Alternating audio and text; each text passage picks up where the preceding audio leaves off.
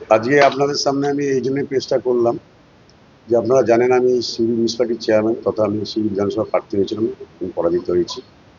তো আজকে কিছু সংবাদ মাধ্যমে আমি দেখলাম সিউড়ি পৌরসভার যে কিছু ম্যাক্সিমাম কাউন্সিলর বিজেপিতে জয়েন করার জন্য। তো এই জন্যই পেশটা করছি। প্রথম কথা হচ্ছে আমি প্রথমেই সিউড়ি বিধানসভার যারা কর্মী তাদেরকে আমি ধন্যবাদ জানাবো অক্লান্ত পরিশ্রম করার জন্য। তার সঙ্গে ধন্যবাদ জানাবো আমাদের যে বিজয়ী প্রার্থী জগন্নাথ চট্টোপাধ্যায় বিজেপিতে হয়েছে। আগামী দিন সিভিল বিধানসভার অনেক উন্নয়ন করবে আমি আশা করবো, তার শুভেচ্ছা রইল। আর একটা কথা হচ্ছে আপনারা জানেন একটা মহাভারতের কথা আছে ঘর্ষিত বিভূষণ যাকে বলে। তো আমাদের সিউড়ি শহরের যে রেজাল্ট আমি দেখছি সেখানে একটা আমি অন্তর্ঘাতের প্রমাণ মিলছে আমার কাছে, অন্তর্ঘাত হয়েছে। সেটা আমি ভোটের মধ্যে জানতে পেরেছিলাম, সেটা আমি প্রকাশ করিনি। তো হয়তো আমি সিউড়ি শহরবাসীর কাছে সেরকম মতো পুরো পরিষেবা আমি ঠিকমতো দিতে পারিনি। আমি সবসময় আমি সব ক্লাব প্রতিষ্ঠান বা বিভিন্ন ধর্মীয় জায়গায় আমি সবসময় ইনভলভ থাকি, আগামী দিনেও থাকবো। তো আমার একটা দুঃখ, আমার সিউড়ি শহরের এই যে অন্তর্ঘাত বা এই শহরে পিছিয়ে থাকা, এর মূল কারণ হচ্ছে আমি মনে করি ব্যক্তিগত যে সিউড়ি শহরে যে আমি 5বার জিতেছি, 4বার কিন্তু মানুষ রায় দিয়েছে পৌরসভার ভোটে আমাকে বিভিন্ন ওয়ার্ড থেকে। আমি নিজে জিতেছি, এবার কিছু কাউন্সিলরকে জিতেছি, কিন্তু লাস্ট যে পৌরসভাটা হয়েছে ভোট না আমার জন্য। এটা আজ আমি আগেও স্বীকার করেছিলাম, কিন্তু আজকে বিশেষ আমি স্বীকার করছি। এটা হচ্ছে মূল কারণ, তার মধ্যে আমিও দায়ী বা আমাদের দলও দায়ী ছিল। আর সিউড়ির শহর শুধু নয়, রাজনগর ব্লক যেখানে এই যে দেখবেন ভোটের যে মার্জিনটা হয়েছে সিউড়ি শহরে, আমি আশা করেছিলাম যে হারানো যেটা পিছিয়ে ছিলাম 6,000 ভোটে সেটাই থাকবে, তার থেকে হয়তো কমবে, কিন্তু আমি 13,000 উপর মার্জিন আর রাজনগর যে মার্জিন দেখবেন, এই দুটো যদি আমি জিততাম তাহলে আমি জয়ী হতাম। যাক, যা আবার হয়ে গেছে। তো আমি একটা কথা বলছি, এই পৌরসভা ভোট নেওয়ার জন্য মানুষ তার প্রতিফলনটা ঘটেছে, তার যোগ্য জবাব দিয়েছি প্রতিফলন। মানুষের রায় তো আগেও বলেছিলাম বিভিন্ন সময় চ্যানেলের মাধ্যমে, মাথা পেতে নিয়েছি। আগামী দিন পৌরসভার রাজনীতির ক্ষেত্রে বা আমার ব্যক্তিগত রাজনীতির ক্ষেত্রে আমি কি নেবো আপনারা খুব শীঘ্রই জানতে পারবেন। কেন আমাদের এই মুহূর্তে সিউড়ি পৌরসভা আজকে আমি ভোটের পর প্রথম বসলাম, কারণ কিছু কিছু আমাদের ইমার্জেন্সি যেগুলো বিশেষ করে জল লাইট যেগুলো পানীয় থাকে, কারণ আমার একটা দায়িত্ব পৌরসভা যতদিন না পরিবর্তন বা চেঞ্জ হওয়া ততদিন আমাকে এটা করতে হবে। তো আমার উপর লেভেলেও কথাবার্তা হয়েছে, আগামী দিন আমি আমার উচ্চ নেতৃত্বে যাদের সঙ্গে কথা বলে আগামী দিন সিদ্ধান্ত নেবো।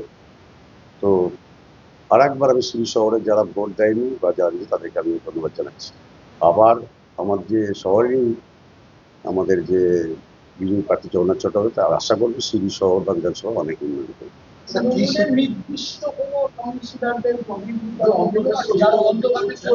দেখুন, এটা অস্বীকার করা যাবে না, আমি 4বার জিতেছি মানুষের রায়ে বিভিন্ন ওয়ার্ড থেকে। এই ভোট যে না হওয়াটা এটা বিশাল ক্ষতি হয়েছে আগামী দিনে। তো আমি এই যে ভোটটা কিন্তু তৃণমূলের ভোট আসতো না, আমি স্বীকার করছি, এখানে ভোটটা বিজেপির ভোট। আমি হয়তো জিতে পারতাম, মানুষরা বিভিন্ন মানুষের সঙ্গে জিতেছে।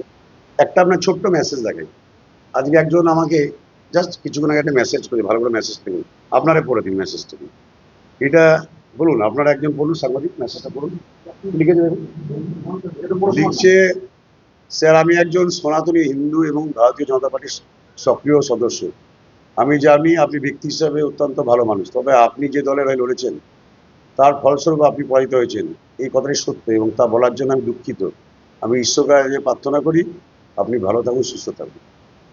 এই যে আবেগ, আমার কাছে চেয়ারে বসার পর আমি কোনো দল দেখিনি, কিন্তু তাতে কংগ্রেস তৃণমূল বিজেপি সবাইকে কিন্তু একভাবে দেখেছি, কেউ বলতে পারবেন আমি দল হিসাবে দেখেছি।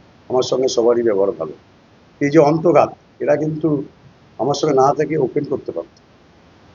বিদায়, আমি নাম বলছি, বলতে ঠিক হবে না। এই যে অন্তঘাতটা শহর আর রাজনগর ব্লক হয়েছে, তার জন্য আমি হারিয়েছি, ওর দুঃখ নাই।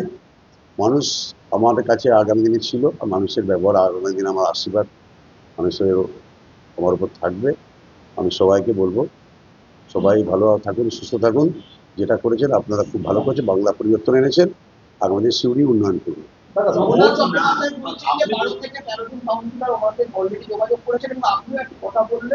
যে আগামী দিনে দেখতে পাবেন কি সিদ্ধান্তে আমি আসি।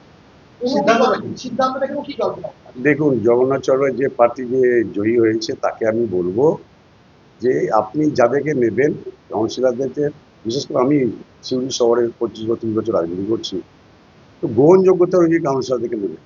কারণ ভোট না হয়ে কাউন্সিলর হয়েছে, এমন কোনো কাউন্সিলরকে নেবেন না যে আপনার দলের ক্ষতি হয়ে যাবে। আমি চ্যালেঞ্জ করছি মানুষে আমাকে ভালোবাসা আকুন। এই যে একটা মেসেজ দেখলাম আপনাকে, তো আগামী দিন আমি চাইবো যত তাড়াতাড়ি পৌরসভা নির্বাচনটা, আপনাদের সরকার হয়েছে, যত তাড়াতাড়ি শীঘ্রই পৌরসভা নির্বাচন হয় সেটা করা দরকার। পরবর্তী সিদ্ধান্ত আপনাকে খুব শীঘ্রই জানাবো। সরকার গঠন হোক, আগামী দিনে আমাদের এই দপ্তরের যে মন্ত্রী হবে তার সঙ্গে আমাদের একটা মিটিং ফিক্সড আপ হতে হবে, কারণ জল খুব শীঘ্রই 2 মাসের মধ্যে আমাদের জলের যেটা সবচেয়ে প্রবলেম উদ্বোধন হতে চলেছে। আমাদের যে দপ্তরের মন্ত্রী হবে আমাদের নতুন সরকারের, তার সঙ্গে আমি সাক্ষাৎ করবো, তাকে সব ব্যাপারটা বলবো, তারপরে সিদ্ধান্ত। বলছি আপনি এখন যতক্ষণ না নতুন মন্ত্রীর সঙ্গে বৈঠক করছে ততক্ষণ তো আমি তৃণমূলের হয়ে কাজ করবো। দ্বিগুণ মিল চেয়ারে বসার পর কোনো দলের হয়, ঠিক আছে?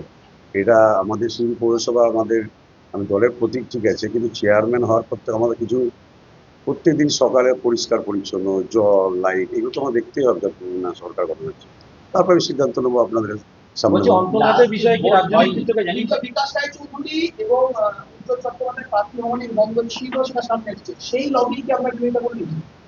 আপনাকে তো নাম বলছি না, আপনাকে ম্যাক্সিমাম কাউন্সিলর অন্তর্ঘাত করেছে, তার প্রমাণ আমার কাছে আছে। আগামী দিন আপনার সামনে প্রেসের মাধ্যমে নাম ধরে ধরে বলবো। আর আপনারা যেটা পেপারের মাধ্যমে দেখলাম, আমি সবসময় নিজের ওয়ার্ড ভাবি নিজের ঘর 10, ঠিক আছে? সেই 10-এ আমার যে বুথে দেখবেন 500 লিড হয়েছে, যেখানে আমার জন্ম, যেখানে আমার ঘর। 9 নম্বর ওয়ার্ডটা ব্যতিক্রম, বিভিন্ন ওয়ার্ড আমাকে বিভিন্ন মানুষ আমাকে আশীর্বাদ করেছিল। এই মুহূর্তে 9 নম্বর ওয়ার্ডটা অনেক বড় রকম ওয়ার্ড, অ্যাডেড এরিয়া আছে।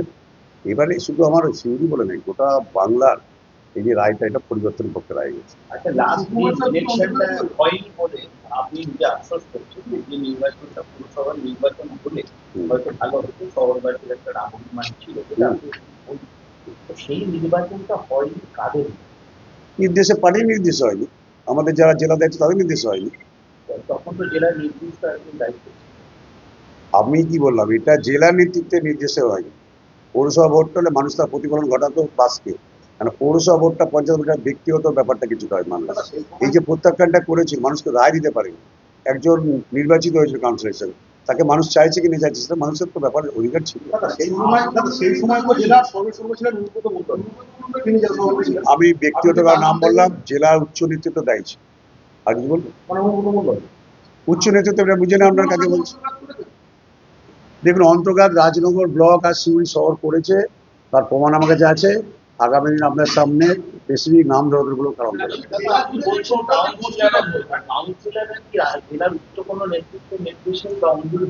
100% করেছে, একবার 100%। সে বিকাশ রায় চৌধুরী হতে পারে বা অন্য কেউ হতে পারে।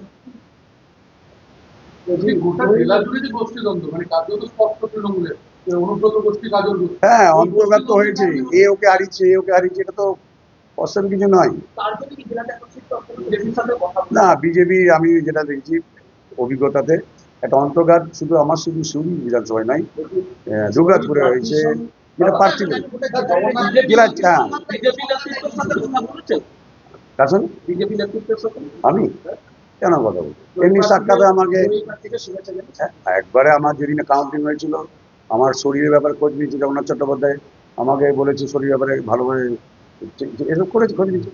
এটা তো আমাদের একটা অঙ্গ গণতন্ত্র। না, ভোটে আমার সঙ্গে বিজেপির এই তো দেখলেন প্রথমে এরকম বিচার জন্য আমাকে বলেছে, যেটা বিজেপি সক্রিয় করবে। এরপর কি আপনাদের সেটা আগামী দিনে আপনি বুঝবেন আমি কোন দল করব না চেয়ারম্যান থাকবো না, তো খুব শীঘ্রই সরকার গঠন হোক, আমাদের যে নতুন পৌরমন্ত্রী হবে তার সঙ্গে আমি সেই জলটা খুব শীঘ্রই উদ্বোধন হবে, প্রায় কাজের শেষের মুখে, তারপর আপনাদেরকে অন্তর্ঘাতের বিষয়টি রাজনীতি। শুনুন, আমার এই মুহূর্তে আপনাকে খুব খোলাখুলি বলি, আমাদের যে মাননীয় সংসদ আছে শতাব্দী রায়, এবং অ্যাডভাইসার বলতে এখন এই মুহূর্তে তার কথা মতো আমি চলছি, আগামী দিনেও চলবে। এই জন্যই বলছি, উনি একমাত্র আমাদের এই ভোটের যেদিন কাউন্টিং ছিল ওনার দায়িত্ব ছিল, এখানে এসছে, বিভিন্ন লোকের সাথে কথা বলছে, আগামী সপ্তাহে উনি আসবেন, আবার করবেন। এই মুহূর্তে আমি আমার যে মাননীয় সংসদ আমাকে অনেক উপকার করছে, এমন কোনো সিউড়ি শহরে মন্দির নাই, যেখানে হাইমার্স লাইট দেয় তার তহবিল থেকে, এরকম অনেক কাজ আমার ক্ষেত্রে। আমার ব্যক্তিগত আমার ভালোবাসে, আগামী দিনে তার গাইডলাইন অনুযায়ী আমি চলি। তো সকাল থেকেই আমরা পরামর্শ করছি।